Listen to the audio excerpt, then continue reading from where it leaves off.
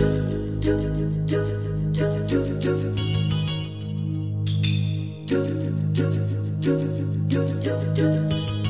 become stronger.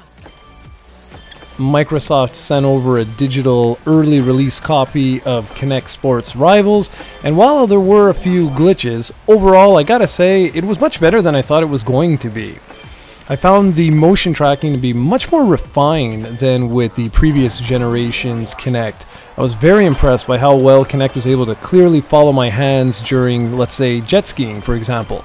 The way this works is you hold your hands in front of you as if you were holding the handlebar of, say, a bicycle, and you just position your hands accordingly, just like you would on a bike, in order to turn.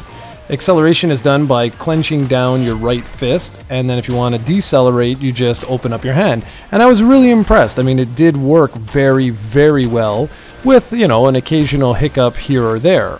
Outside of the better motion tracking abilities of the new Kinect, I also really enjoyed how you sort of scan your body and place it into the game. It's kind of neat. It doesn't always work. Like, I had a buddy of mine come over and Kinect scan his face and it looked nothing like him. For me, it looked not too bad. I had to make a couple of tweaks here and there, but overall it was pretty damn cool. Not only just to see yourself sort of in the game in this cartoony looking sort of character, but there's actually a feature that works something like Forza 5's Drivatars, or Drivatars, which basically it works like this. Your character becomes a rival, thus the name of the game, in another player's game.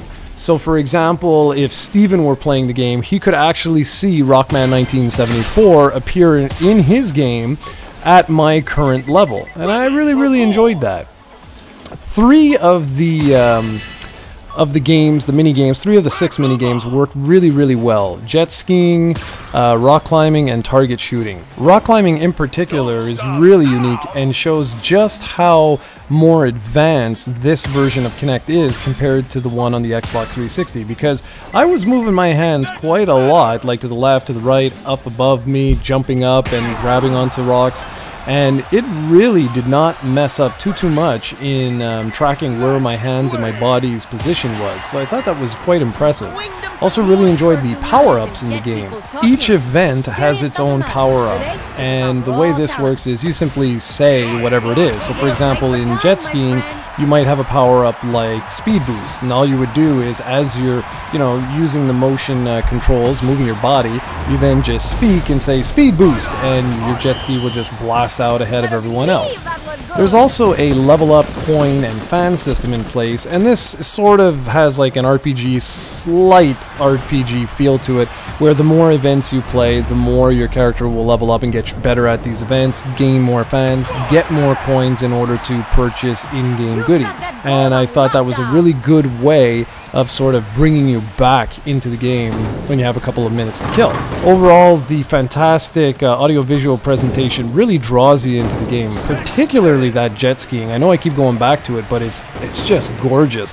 I'd actually love a wave race-like game built around this graphics engine, because it looks that nice. Now, for some of the games that I wasn't too keen on, bowling and tennis, they're all right, and they're a little more advanced than something like Wii Sports, in that you're supposed to be able to position or turn your wrist in such a way to, say, for example, like with bowling, to give your ball a little bit of a spin, or with tennis, maybe if you wanted to do a backhand shot or a top spin, but I never found them to work too well. As a matter of fact, I actually found that they didn't work whatsoever. Every time I would reposition my body, I would just get a basic hit off, and so I sort of just started playing those games like I would on Wii Sports.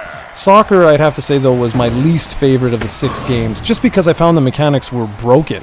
As I would kick the ball to the next player, which is actually yourself, but anyways, it would only work maybe once in a blue moon. Like, they tell you, okay, lift your leg if you want the shot to go over the opponent's head, just kick to the left, to the right if you want it to go in that angle. or that direction rather, and that works. It does go in the direction, but in terms of making the ball go high or low, I never seemed to get that to work. When it came time to actually score a goal, that too just seemed very, very cumbersome. I could get it to work maybe like 1 out of 6 times, something like that. The biggest problem I had with the game, though, by far, was when I invited a buddy over to play local multiplayer. That was really a disaster. Kinect would have a real hard time differentiating between the two players, and I found the avatars were gyrating so much that they looked like they were having epileptic seizures. To end off, Kinect Sports Rivals really is an improvement over the previous installments, if in no other way than just the technology advancement. The tech still isn't quite there for local multiplayer, but I was very impressed with how well Kinect was able to track my movements for the different events. Overall, if you're a fan of the previous 2 games in the series, or are looking for a game that you can easily pick up and play for short bursts of fun, Kinect Sports Rivals might be worth a look. For the full written review, be sure to check out projectcoe.com.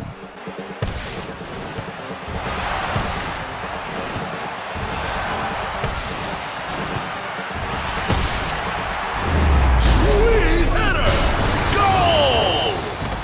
Yeah, those are the moves we like.